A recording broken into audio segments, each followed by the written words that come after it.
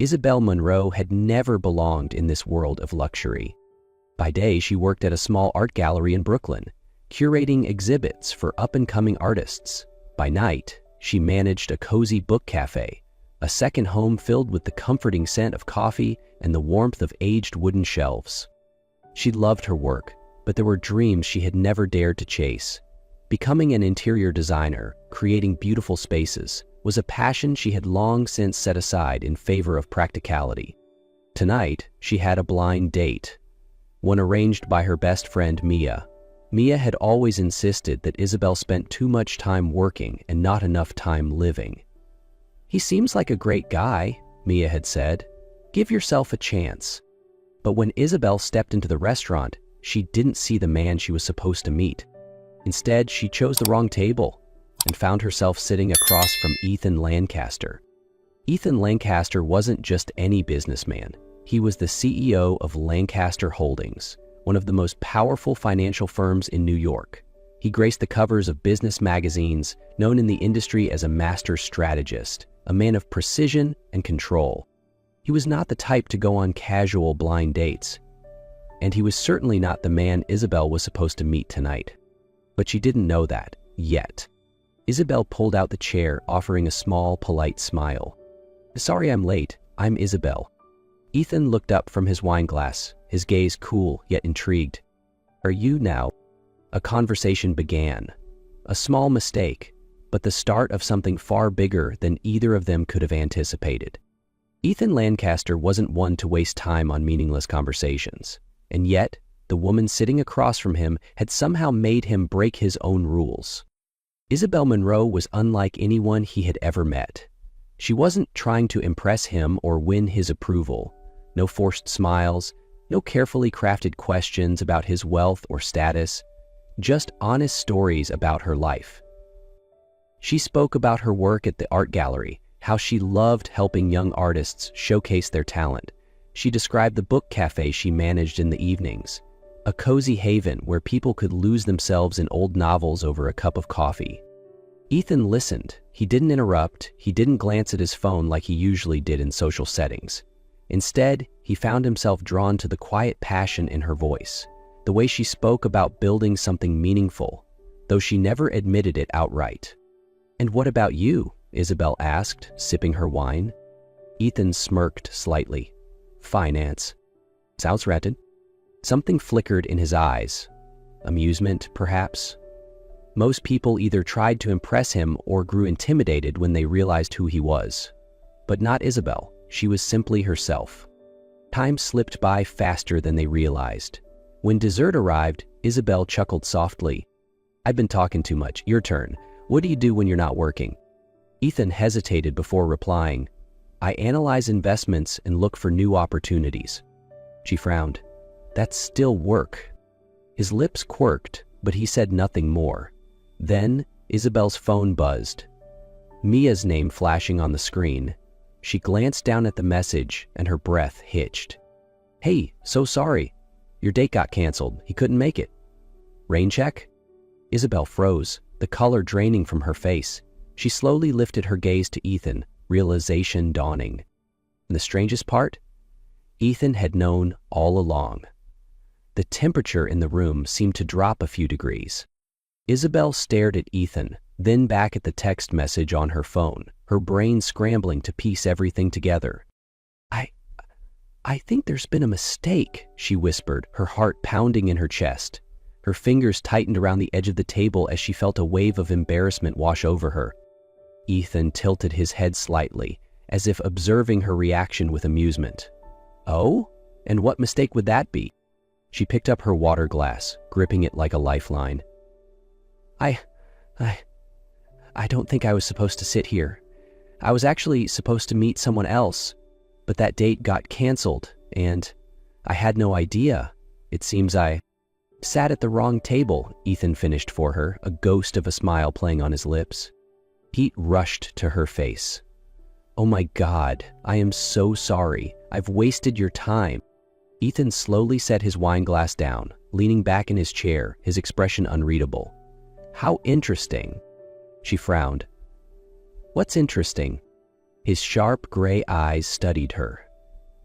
"You never asked who I was, never tried to impress me or make me feel important. For the past hour, you were just yourself."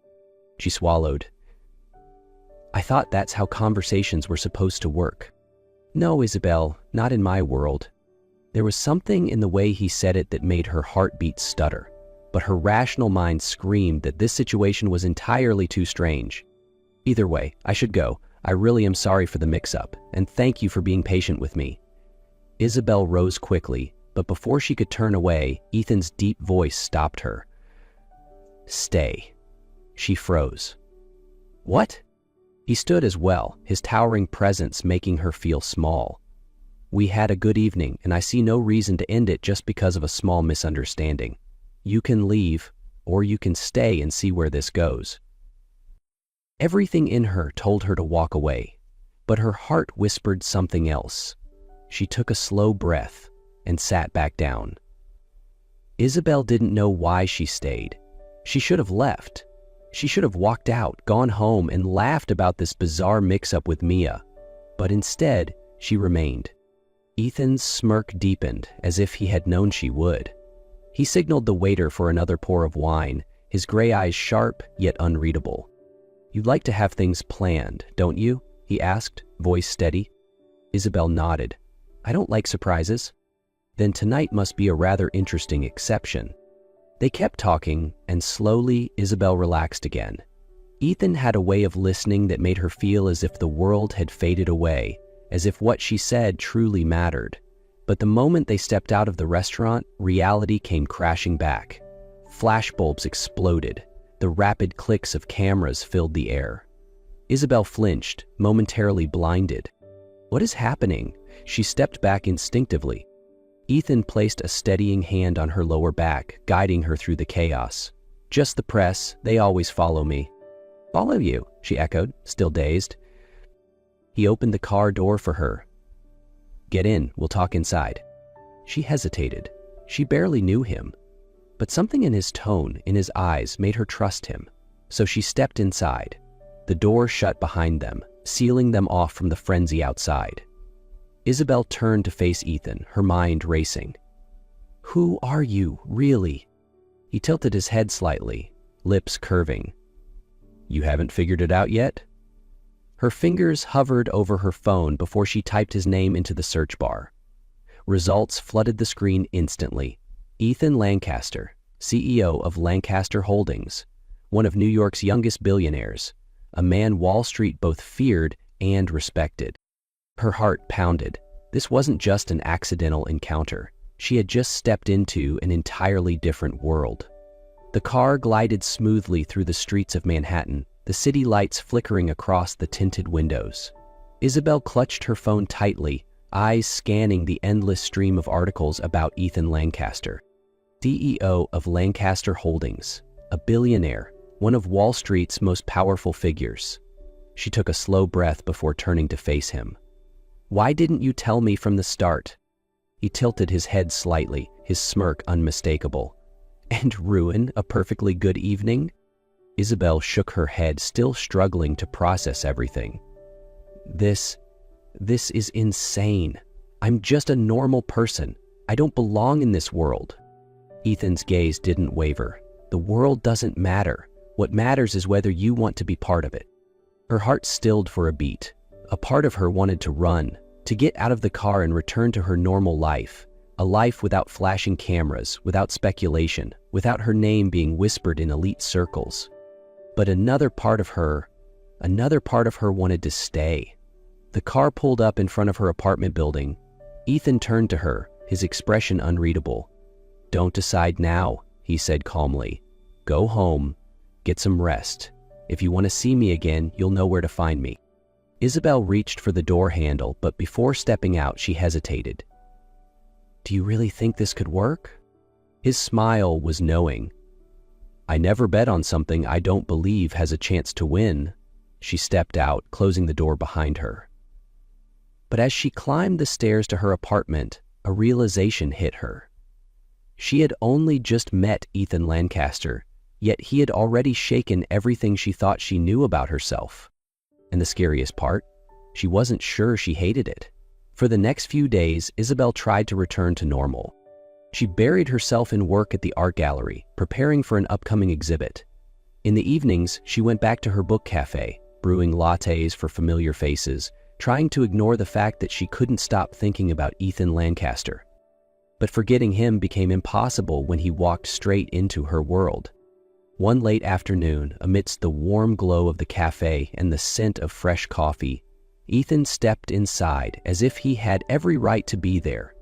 Gone was the sharp three-piece suit from the magazines. He wore a black sweater and dark jeans, effortlessly casual yet no less captivating. Isabel looked up from behind the counter, her heart skipping a beat. "What are you doing here?" Ethan rested his hands on the wooden counter, his gaze never leaving hers. "I wanted coffee." "And I wanted to see you." She arched a brow. "You can get coffee anywhere." His lips curved slightly. "But I can't see you just anywhere." She opened her mouth to protest but stopped. There was something in the way he looked at her, the patience, the quiet certainty, that made her realize Ethan Lancaster wasn't the kind of man to walk away from something he wanted. And right now, that something seemed to be her. They sat together in a quiet corner of the cafe, the spot where Isabel usually read after hours. Ethan didn't talk about work.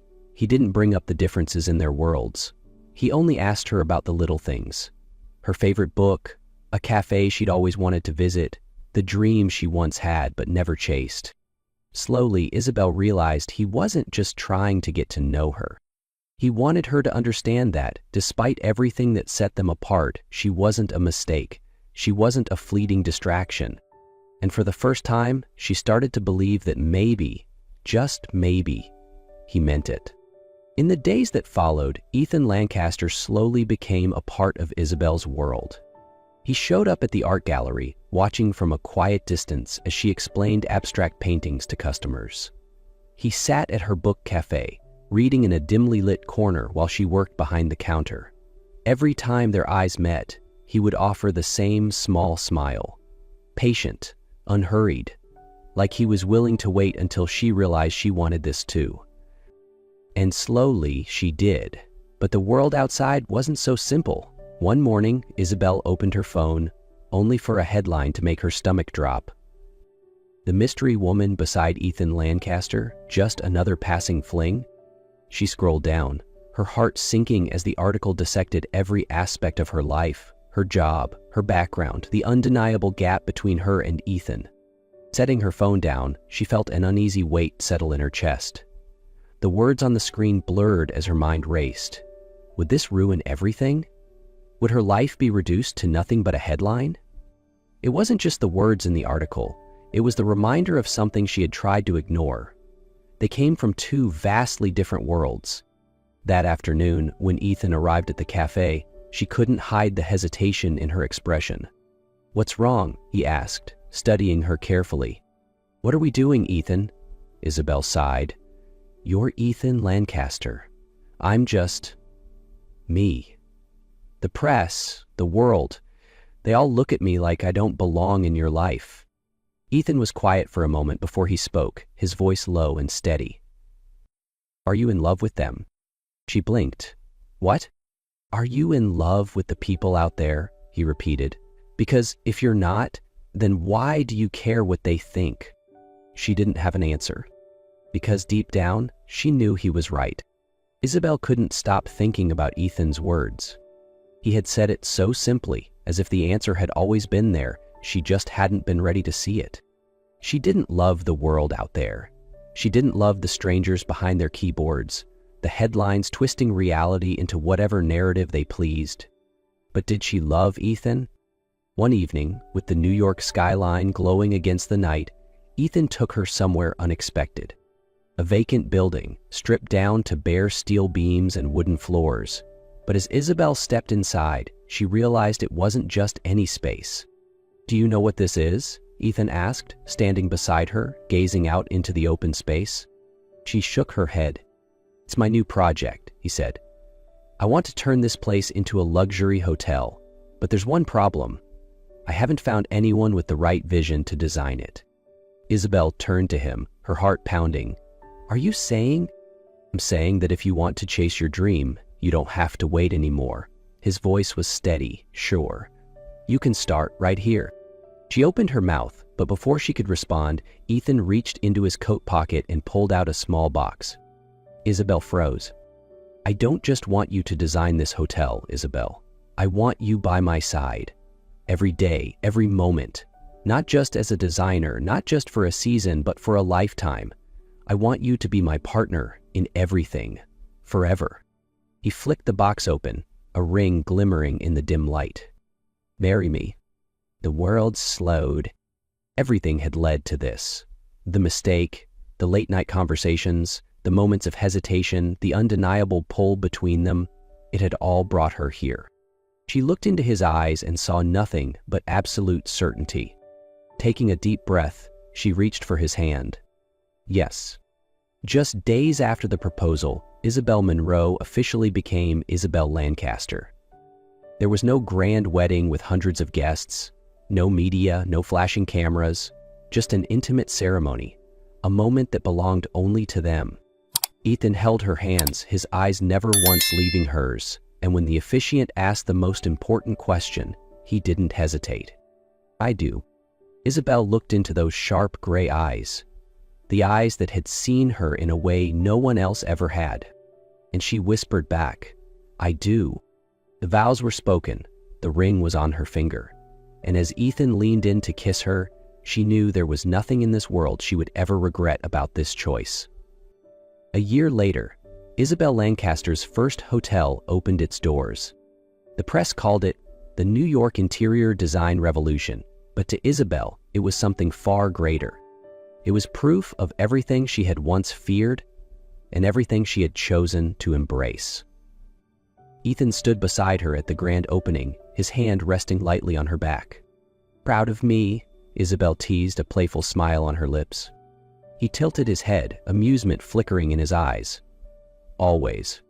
The camera flashes went off. Reporters called out questions, but this time Isabel didn't care. She had learned that the world outside didn't matter. What mattered was the man holding her hand. Because sometimes, one small mistake, like sitting at the wrong table, could change your entire life.